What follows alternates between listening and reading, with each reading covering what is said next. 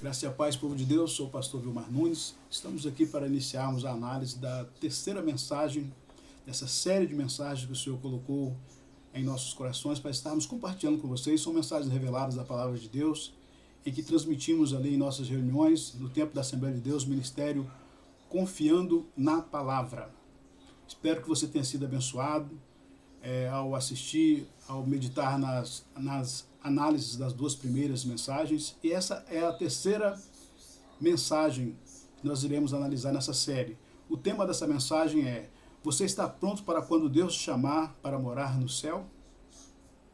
Você está pronto para quando Deus te chamar para morar no céu? É uma pergunta para mim, uma pergunta para você, uma pergunta muito séria.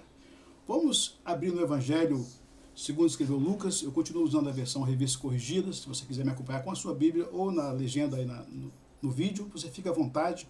Lucas capítulo 12, versos 13 ao 21. Uma passagem bem conhecida, mas o Senhor tem algo para nos revelar neste dia. Lucas capítulo 12, versos 13 ao 21. Vamos ler a palavra de Deus. E disse-lhe um da multidão: Mestre, diz a meu irmão que reparta comigo a herança. Mas ele lhe disse: Homem, quem me pôs a mim por juiz ou repartidor entre vós? E disse-lhes: Acautelai-vos e guardai-vos da avareza, porque a vida de qualquer não consiste na abundância do que possui. E propôs-lhes uma parábola, dizendo: A herdade de um homem rico tinha produzido com abundância. E arrazoava ele entre si, dizendo: Que farei? Não tenho onde recolher os meus frutos. E disse: Farei isto, derribarei os meus celeiros e edificarei outros maiores, e ali recolherei todas as minhas novidades e os meus bens. E direi à minha alma: Alma, tens em depósito muitos bens, para muitos anos, descansa, come, bebe e folga. Mas Deus lhe disse: Louco, esta noite te pedirão a tua alma, e o que tens preparado, para quem será? Assim é aquele que para si ajunta tesouros e não é rico para com Deus. Pai, muito obrigado por essa palavra que o Senhor vem trazendo aos nossos corações neste dia. Fala mais uma vez conosco, Senhor, por intermédio da mensagem da Tua palavra. Libera o coração, a mente do Teu filho e da Tua filha e tenha liberdade mais uma vez, nos transformando pelo poder da Tua palavra, em nome de Jesus. Amém. Vamos lá, irmãos. Com relação a essa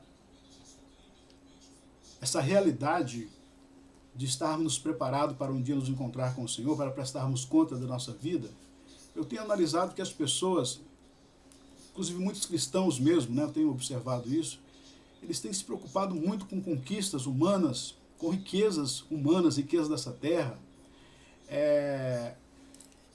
e em ajuntar tesouros, na verdade, nessa terra, assim como aconteceu nessa parábola aqui do rico insensato. Estava muito preocupado com os seus bens materiais, e não estava nem um pouco preocupado em ser rico para com Deus. O que seria ser rico para com Deus? É produzirmos na obra de Deus, produzirmos frutos, especialmente ganharmos vidas para o Senhor como cristãos, como evangelistas, como líderes e como qualquer um dos irmãos, produzirmos um trabalho para Deus, na obra do Senhor, auxiliar as pessoas, estendermos a destra de comunhão, ajudarmos na medida do possível, orarmos, intercedermos e no nome do Senhor repreendermos o mal, as enfermidades e termos sempre uma palavra de conforto, de salvação e restauração. Isso é ser rico para com Deus. Então vamos lá. Mas às vezes nós percebemos exatamente o contrário. E muitas pessoas, elas querem fazer da terra, já estão fazendo, né, da terra presente, o seu paraíso, e se esquecem que existe um paraíso eterno. Eles estão tão realizados aqui neste tempo, nesta terra, que eles não estão mais preocupados com um paraíso eterno, com uma vida eterna com Deus, novos céus e uma nova terra, a nova Jerusalém celestial, que é a cidade de Deus que nos aguarda. Isso aí, eles não estão mais conectados a essa realidade, porque é uma realidade espiritual, que um dia se cumprirá para aquele que permanecer firme até o fim. Então esse é um problema que tem acontecido muito. Por exemplo, nós vemos aqui nos versos 31 e 34 do mesmo capítulo de Lucas, capítulo 12, da leitura de introdução, o Senhor falando aqui para o seu povo, fala conosco também. Buscai antes o reino de Deus, o verso 31 ao 34. buscai antes o reino de Deus e todas essas coisas vos serão acrescentadas. Ou seja, todas as demais realizações, né? Mas antes o reino de Deus. Não temas, ó pequeno rebanho, porque o vosso Pai agradou dar-vos o reino. Vendei o que tendes e dai esmolas, e fazei para vós bolsas que não se envelheçam, tesouros nos céus que nunca acabe, e onde não chega ladrão e a traça não rói. Porque onde estiver o vosso tesouro, ali estará também o vosso coração. As pessoas têm guardado tesouros em seus cofres, em suas residências, têm fortificado, né, seus portões, os muros, com equipamento de segurança de todo tipo, com vídeos, com câmeras e tanta coisa, né? Tem guardado, às vezes, na maioria das vezes, bens maiores em cofres de bancos, e se esquecem de que o nosso maior tesouro como servos de Deus, como cristãos, eles não estão na terra, eles estão no céu. Eles estão guardados pelo Senhor. Lá não existe nenhum tipo de ladrão, lá não existe traça, ferrugem para comer a lata, para corroer, às vezes, o seu carro, ou algum material que você comprou, alguma parte da sua casa, não. Não existe nada disso. Lá estão os tesouros, os galardões estão guardados pelo Senhor. E o mal, nenhum tipo de degradação atinge. Então, nós vemos essa realidade na palavra do Senhor. Em primeiro lugar agora, nós já vemos aqui na introdução, em primeiro lugar, fazemos muitos planos materiais como o rico insensato da parábola. Irmãos, não existe nada errado em fazermos planos, em sermos cautelosos, em projetarmos o futuro, em sermos... e nos preocuparmos em ter uma boa profissão, uma boa carreira, em sermos bem-sucedidos. E o Senhor quer que sejamos bem-sucedidos mesmo. Mas o problema é sempre o mesmo, né? O problema é que nós estamos sempre invertendo. Além de invertermos as prioridades, é o problema de nós não sabermos até mesmo quanto tempo de vida nesse plano, nesta era, nós ainda temos. Quantas pessoas que já fizeram tantos planos, tantos projetos, até jovens mesmo, não só pessoas uma idade mediana ou já terceira idade, mas jovens mesmo fizeram tantos planos, tantos projetos e já não estão mais entre nós, porque a morte já ceifou, já levou. Eles estavam tão preocupados com suas realizações, com seus planos, com seus projetos, e se esqueceram de que deveriam um dia prestar conta ao Senhor das suas vidas, daquilo que fizeram aqui, ou daquilo que deixaram de fazer, como priorizar o reino de Deus e ter um compromisso maior com o Senhor, até mesmo jovens cristãos. Então nós não sabemos quanto tempo de vida.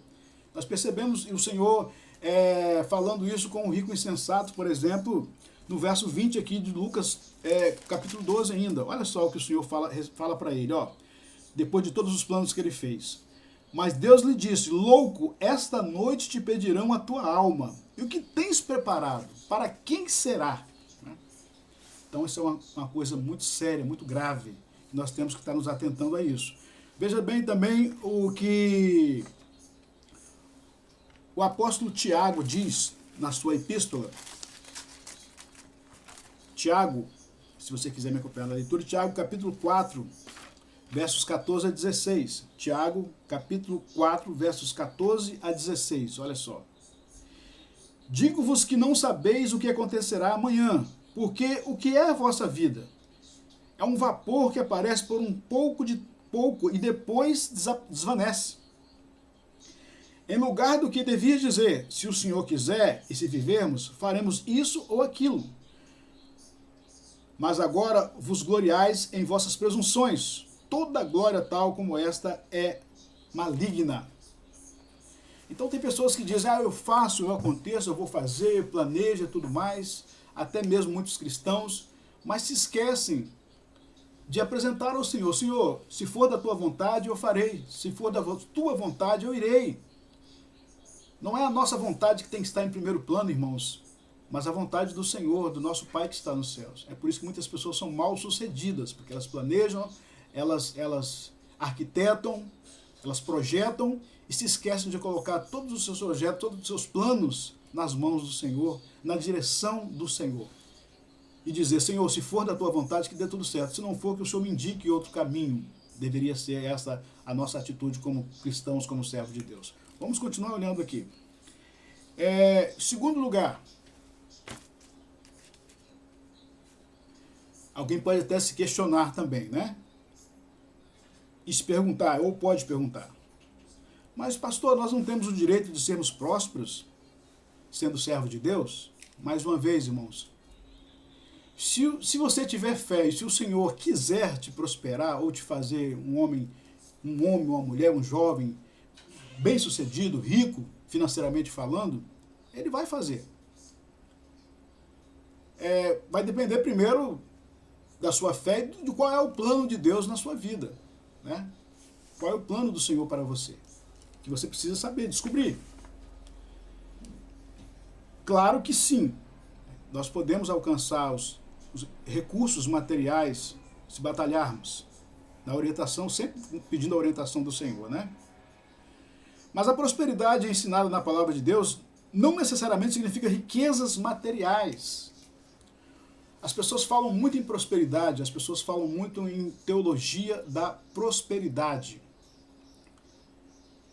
E quando se ouve falar em teologia da prosperidade, as pessoas veem sempre à mente a questão de possuir um carro novo, um carro zero, uma casa própria, um apartamento, uma boa conta bancária, uma boa carreira profissional. Mas prosperidade não são só essas coisas, meus irmãos. Por exemplo, alguém pode comprar a sua saúde? Não. Mesmo que tenha o melhor plano de saúde que seja, do Brasil, do mundo, internacional, seja lá o que for, mas você não tem dinheiro para pagar a sua saúde, mas a manutenção da sua saúde, sim.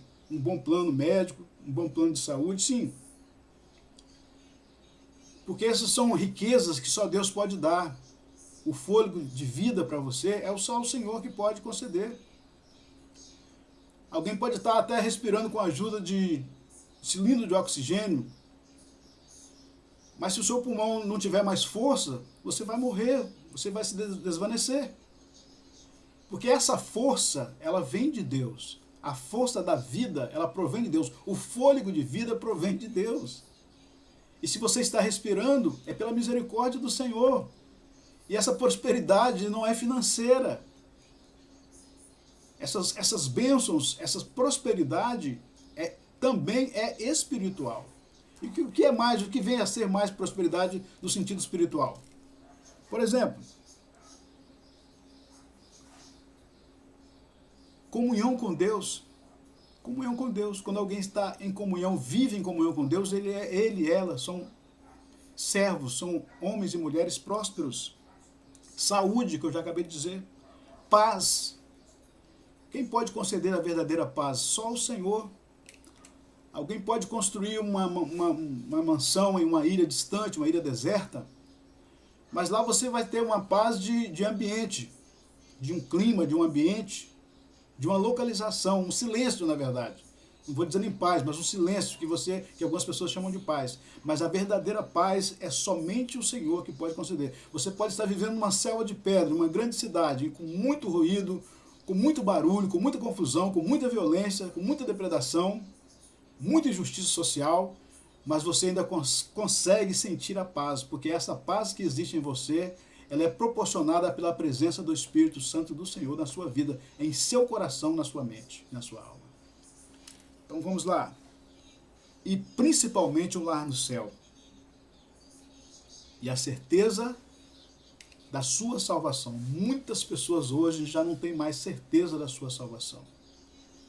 Você pergunta para ela, você tem certeza da sua salvação? Você sabe onde você vai passar a sua eternidade? E muita gente hoje, até mesmo frequentando um templo, sendo membros, fazendo parte de um hall de membros em uma denominação, em uma igreja, em uma comunidade cristã, ela já não tem mais tanta certeza assim. E isso é muito perigoso. Vamos continuar vendo aqui. Vamos ver lá no livro de Josué, no Antigo Testamento, logo depois do Pentateuco,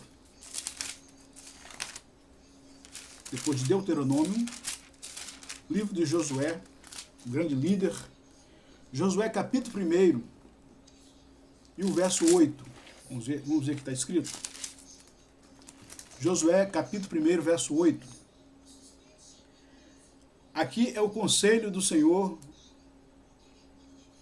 para Josué, quando ele assume a grande responsabilidade de assumir o lugar, né, a função do grande líder, o grande legislador do povo hebreu, chamado Moisés. Aqui Josué está assumindo, e o Senhor o encoraja da seguinte forma, veja só, somente o verso 8 do capítulo 1.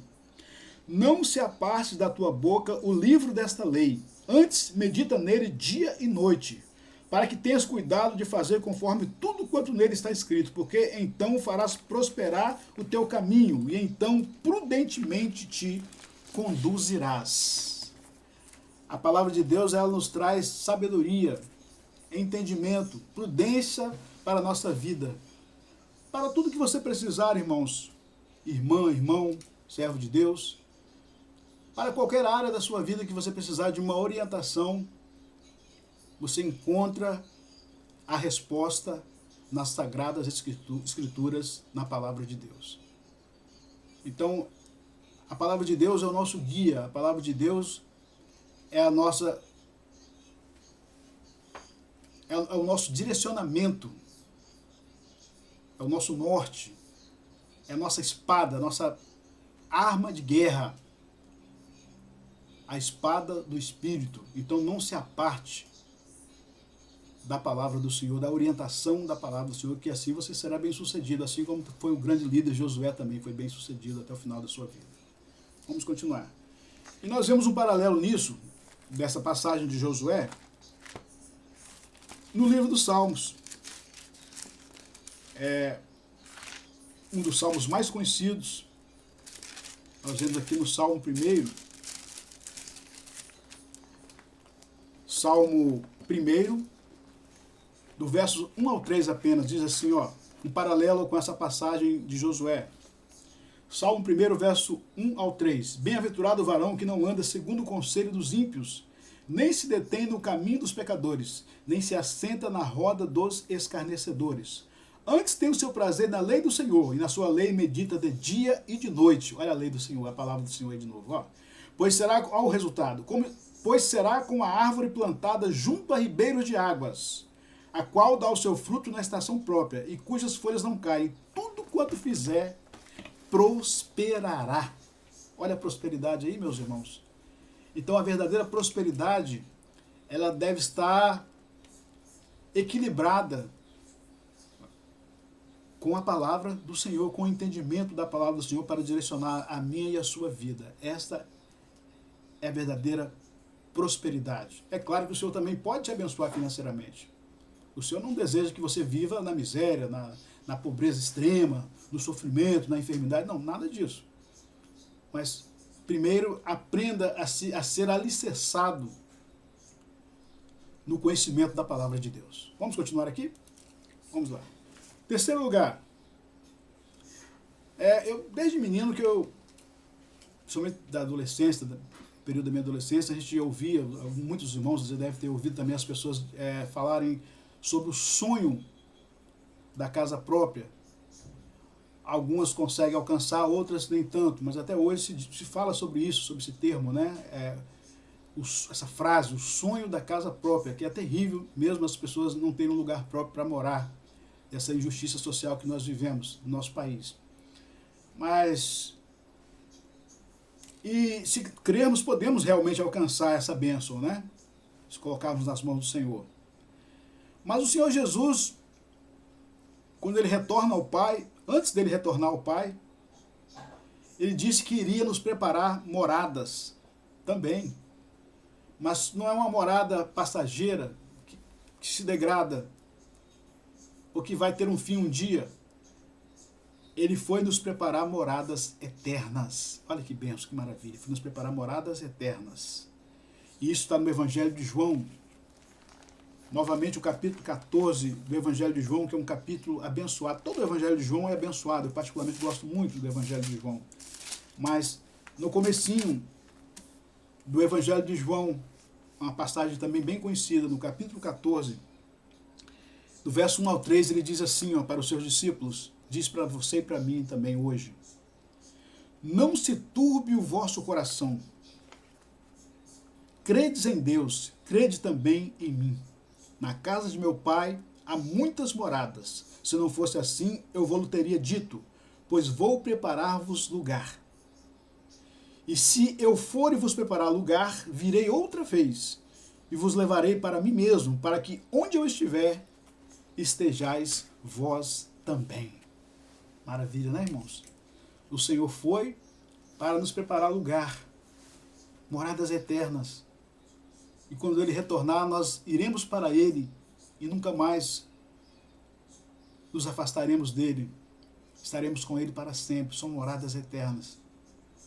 As pessoas podem ter suas mansões aqui na terra, podem morar em cobertura, de frente para o mar, em grandes edifícios, em grandes apartamentos, em grandes luxos humanos aqui, mansões em bairros nobres, bairros esses que já estão começando a ser devastados pelo fogo, como nós vemos lá recentemente na Califórnia, nos Estados Unidos, um país riquíssimo, uma grande potência econômica, a maior potência econômica mundial. Mas tudo isso é passageiro, tudo isso já está se degradando, já está se acabando. Mas as moradas que o Senhor tem reservado para nós e já preparou para nós são moradas eternas. Que coisa maravilhosa, né, irmãos? Então não se turbe o vosso coração. O que é turbar o coração, irmãos? É estar inquieto, desassossegado, angustiado. Senhor, quando é que vai chegar a minha bênção? Quando é que vai chegar a minha vitória? Quando eu vou realizar o sonho da minha casa própria? Você pode realizar, o Senhor pode conceder para você essa vitória. Mas muito maior do que isso, é a casa que você já tem preparada por Ele, no porvir, no céu, nas moradas eternas. Que coisa maravilhosa, né? Vamos continuar então meditando aqui na palavra do Senhor. Quarto lugar, nós, como já disse, e já até repeti, nós podemos ter uma vida abençoada nessa terra. Desfrutarmos das bênçãos do Senhor. E quando você, se Deus te abençoar, se você crê que Ele quer, Ele pode abençoar, com uma morada terrena, quando você sair dessa morada terrena, você não precisa se preocupar com aquilo que você conseguiu juntar nessa terra, de bens materiais, como aconteceu com a mulher de Ló. Lembrai-vos da mulher de Ló, né?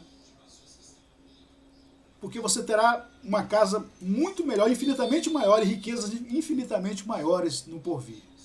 Então, veja bem, você só não pode se esquecer, meu irmão e minha irmã, que nós temos uma pátria melhor. Não só moradas, mas nós também temos uma pátria melhor. Porque isso diz o escritor aos Hebreus. Por exemplo, aqui, se você quiser me acompanhar aí, no capítulo que narra, que é conhecido também como a Galeria dos Heróis da Fé, o capítulo 11 da carta aos Hebreus, os versos, vamos ler apenas dos versos 14 a 16. Olha só o que está escrito aqui. Hebreus 11, 14 a 16. Porque os que isso dizem claramente mostram que buscam uma pátria. E se na verdade se lembrassem daquele de onde haviam saído, daquela de onde havia saído, teriam oportunidade de tornar. Mas agora desejam uma melhor, isto é, a celestial.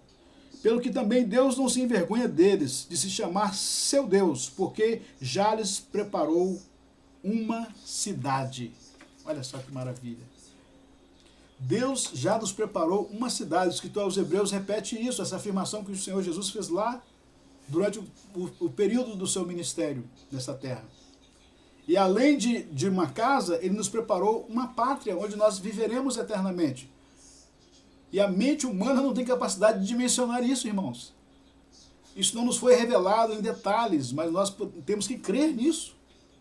Porque são maravilhas eternas, bênçãos eternas para mim e para você. Aquele que permanecer firme até o fim e não ser tão apegado aos bens materiais, às coisas materiais, como esse rico, chamado de insensato, porque ele cometeu uma insensatez em não se preocupar com a prestação de conta do outro lado, no outro plano, quando ele partiu dessa terra. Então vamos ver aqui. Esta é uma realidade, irmãos. Esta é uma realidade que nós temos que nos ater. Nós precisamos nos preocupar para entender que o Senhor tem bênçãos eternas preparadas para mim e para você. Só que existe uma condição para isso. Você tem que estar preparado. Você tem que estar preparado para prestar contas ao Senhor. Quando você chegar lá, após a sua passagem desta vida para uma outra vida. Porque a vida, nós somos seres eternos, a nossa matéria se degrada com a questão da passagem pela morte. Mas nós somos seres eternos, que viveremos eternamente, ou alcançando a salvação da condenação eterna, ou na salvação eterna, alcançados pela salvação eterna. Então isso é uma coisa muito séria. E é muito difícil quando falamos sobre morte, ninguém gosta de falar sobre morte, é melhor falar sobre vida. Mas a morte é uma realidade, será uma realidade, a não ser que você, se formos privilegiados de sermos arrebatados na segunda vinda do Senhor Jesus, quando virá buscar a sua igreja, nós como igreja do Senhor. Mas se não formos arrebatados, passaremos pela morte. E a morte na vida de um homem e de uma mulher de Deus não é uma derrota, não é um fim. É apenas o início de uma outra vida, e uma vida muito melhor. Porque estaremos com o Senhor para sempre. Eu não sei se os irmãos acreditam, eu acredito que a maioria dos pentecostais, principalmente, creem em arrebatamento de mente, arrebatamento de espírito, ou uma espécie de projeção espiritual, de experiência que as pessoas têm. A minha afinada mãezinha, a missionária Teresa, passou por essa experiência umas 2 ou 3 vezes. Meu finado, saudoso irmão, pastor Antônio, mais conhecido como Antônio Pimenta, né? Ele teve uma experiência dessa no início do seu ministério, de arrebatamento de mente, arrebatamento de espírito, em que o pulso fica batendo, né? Aqui na terra, a pulsação cardíaca continua, mas o espírito está em outro lugar, está em outro ambiente, tendo uma experiência com o Senhor da realidade do mundo espiritual. Porque o mundo espiritual ele é tão real quanto o mundo físico. Eu costumo até dizer que o mundo espiritual é mais real do que o mundo físico, do que o mundo material. O mundo material nada mais é que um reflexo do mundo espiritual. E quando alguém está nessa realidade, quando alguém participa, tem um privilégio, na verdade, de ter uma experiência dessa com Deus, ele já não quer voltar mais, porque a glória que ele sente é muito grande. Ninguém quer se afastar de Deus, porque a presença dele em sua própria casa, na sua própria habitação, é gloriosa, é muito grande. Mas um dia nós estaremos lá, e para isso nós precisamos nos preparar hoje, agora, neste momento. Porque a morte, ela passou a existir desde a queda do nosso primeiro pai, Adão, lá no jardim, lá no Éden. Quando ainda não existia pecado, existia maldade, o mal ainda não existia na terra. Devido à desobediência, devido ao pecado da desobediência, Adão caiu. E como consequência, uma das consequências do seu pecado, da sua desobediência, a morte passou a existir. As doenças, as enfermidades, a terra se tornou amaldiçoada por causa do pecado do homem. E a morte passou então a ser uma realidade. E só Deus é que sabe quanto tempo de vida nós temos. Eu posso estar falando para você agora neste momento, e daqui a pouco eu já não estar mais aqui, apenas a minha matéria cair ao chão. Como pode acontecer com você também. Como pode acontecer com tantas pessoas que planejam tantas coisas. Quantos jovens planejam tantas coisas. E não tem nada errado em você planejar, mas planeje colocando nas mãos do Senhor. Planeje pedindo a orientação do Senhor. Pedindo que o Senhor tome a direção de tudo na sua vida, de todas as áreas da sua vida. Na nossa vida tem existem várias áreas em nossas vidas. A área espiritual, que é a nossa comunhão, que faz parte da nossa comunhão com Deus. A área familiar, conjugal, sentimental, pessoal, social. A área material, financeira, nossos planos, nossos projetos. Ponha a sua vida na direção para o Senhor tomar a direção de tudo, te orientar em tudo, que assim você será bem sucedido, como grandes homens de Deus, como por exemplo o grande líder Josué, que estava sempre ali conectado com a orientação da palavra de Deus, como o grande líder Moisés e tantos outros, os apóstolos e tantos outros. E o maior exemplo está na vida e na obra do nosso Senhor e Salvador Jesus Cristo, que estava sempre em obediência ao Pai. Alguém pode perguntar, mas por que nós sofremos tanto? Eu me fiz essa pergunta quando estava afastado, fiquei na juventude, fiquei quase 10 anos afastado da presença do Senhor, fui criado no Evangelho, mas fiquei 10 anos afastado dos caminhos do Senhor, e uma vez, numa depressão muito grande, eu me perguntei, por que nós sofremos tanto? Mesmo na desobediência, mesmo na rebeldia, o Espírito Santo falou na minha mente, claramente, você sofre, as pessoas sofrem por causa da desobediência. Desobediência ao Senhor, desobediência às ordens de Deus e à orientação da sua palavra. Vamos concluir agora? Eu quero terminar aqui, depois da exposição dessa análise que nós fizemos, a partir desse ato insensato desse rico, de juntar apenas tesouro na terra e se esquecer de juntar tesouros para com Deus, fazendo mais uma pergunta para você. Como está a sua vida com Deus? Como está a sua vida com Deus? Ou você que não tem nenhum compromisso com Deus? Você que diz que a Bíblia não é a palavra de Deus? Você que não acredita nas realidades espirituais, no mundo do porvir, na eternidade, na prestação de conta para com Deus? Mesmo você não crendo, mesmo você que diz que isso não existe, que isso é história da carochinha, isso é história de homens, isso é apenas conversa para enganar as pessoas, vai acontecer. Se você crê, acontece. E se você não crê, vai acontecer do mesmo jeito, porque a palavra de Deus é certa, é verdadeira e é eterna. Então, como está a sua vida com Deus? A qualquer momento nós seremos chamados. E o que você tem para apresentar ao Senhor? O Senhor pode fazer a mesma pergunta para você, a mesma pergunta que ele fez para o rico insensato, ele pode fazer para você também. Então isso é uma realidade muito séria. E para nós finalizarmos, vamos ver o que o pregador está dizendo no livro do pregador, conhecido como livro do Eclesiastes. Vamos ver aqui rapidamente para nós estarmos finalizando. Eclesiastes, no finalzinho do livro de Eclesiastes, Eclesiastes capítulo 12, versículo 14. Na verdade é o final do livro do Eclesiastes, o livro do pregador. Porque Deus há de trazer o juízo a toda obra e até tudo que está encoberto, quer seja bom, quer seja mal. O Senhor trará tudo em juízo e tudo está sendo escrito, tudo está sendo anotado. Nada passa despercebido, irmãos e irmãs, de Deus, dos olhos do Senhor.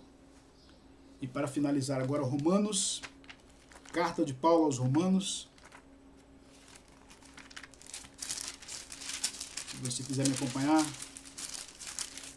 Romanos, capítulo 14. Romanos, capítulo 14, do verso 7 ao 12, diz assim. Romanos 14, 7 ao 12. Porque nenhum de nós vive para si e nenhum morre para si. Porque se vivemos, para o Senhor vivemos. Se morrermos, para o Senhor morremos. De sorte que ou vivamos ou morramos, somos do Senhor. Foi para isso que morreu Cristo e tornou a viver, para ser Senhor tanto dos mortos como dos vivos. Mas tu, por que julgas teu irmão? Ou tu também, por que desprezas teu irmão? Pois todos havemos de comparecer ante o tribunal de Cristo. Porque está escrito, pela minha vida, diz o Senhor, todo joelho se dobrará diante de mim, e toda língua confessará a Deus. De maneira que cada um de nós dará conta de si mesmo a Deus. Estão vendo aqui, irmãos? É o que eu acabei de falar para você agora. Todos haveremos de comparecer diante do tribunal de Deus para prestar conta daquilo que fizemos ou daquilo que deixamos de fazer. Dos nossos erros, também dos nossos acertos. Amém? Então, esta é a... Vamos estar finalizando aqui, concluindo aqui. A terceira análise, a terceira meditação dessa mensagem que o Senhor nos deu lá em nossas reuniões, que você possa refletir sobre isso, que você possa refletir sobre esta realidade. E eu termino perguntando para você mais uma vez, você está pronto para quando Deus te chamar para morar no céu? Você está tão envolvido com as coisas deste mundo, com as coisas dessa terra, que tem se esquecido de que um dia você terá que prestar contas a Deus? Responda para você mesmo. E procure mudar, procure melhorar o seu relacionamento para com Deus a partir de hoje, a partir de agora. Vamos estar fazendo mais uma oração por você, eu estarei fazendo mais uma oração por você, por sua casa, pela sua família, para que o Senhor possa continuar te abençoando e que você possa continuar dando crédito à palavra de Deus. Pai, nós te louvamos, nós te agradecemos por essa palavra mais uma vez. Agradecemos por essa análise que nós estamos fazendo de uma palavra que o Senhor já nos deu lá em nossas reuniões, quando cultuamos ao Senhor. Vai de encontro a essa casa agora, vai de encontro a esse lar, vai de encontro a esse leito, essa pessoa que está acamada, essa pessoa que está no leito de hospital, essa pessoa que tem um parente que está em um presídio, em uma prisão, em uma penitenciária, leva cura, leva liberdade, leva libertação para essas vidas. Pessoas envolvidas com tráfico e consumo de drogas, pessoas com problemas de alcoolismo, de prostituição. Oh, meu Deus, vai de encontro agora libertando. Visita esse lar agora, visita essa casa agora, levando libertação, cura. Conscientiza o meu irmão e a minha irmã de que um dia nós teremos que prestar conta ao Senhor. Que não sejamos, que não aprendemos, que não possamos aprender de forma negativa, como aconteceu seguindo o exemplo negativo desse rico insensato, mas aprendendo com o Senhor Jesus, que é aquele que traz toda a orientação que nós precisamos para termos uma vida bem-sucedida aqui neste mundo e uma vida eterna com Deus. Continue conosco, Senhor, abençoando cada um do meu irmão, da minha irmã, cada um dos teus filhos. Vai de encontro agora levando libertação e cura. É o que nós pedimos e cremos, em nome de Jesus. Amém. Irmãos, estamos finalizando aqui. Você está convidado mais uma vez, te faço um convite mais uma vez para estar conosco, com sua família, cultuando a Deus conosco lá em nossas reuniões. Somos de Vila Velha, Espírito Santo, na região 5, na 5ª região, no bairro de Barra Mares, na Avenida Ouro Preto, número 528, Assembleia de Deus, confiando na palavra. Você está convidado para nossas reuniões, para estar conosco ali, aos cultos de terça-feira, culto de ensino de doutrina, aos cultos de quinta-feira, libertação, campanhas, cura de libertação, cura interior, cura espiritual, e aos domingos, a consagração a partir das 8 horas, a escola bíblica dominical até as 10 horas da manhã, e à noite o grande culto de louvor, de adoração, o culto da família. Você está convidado para estar conosco ali, para estar cultuando a Deus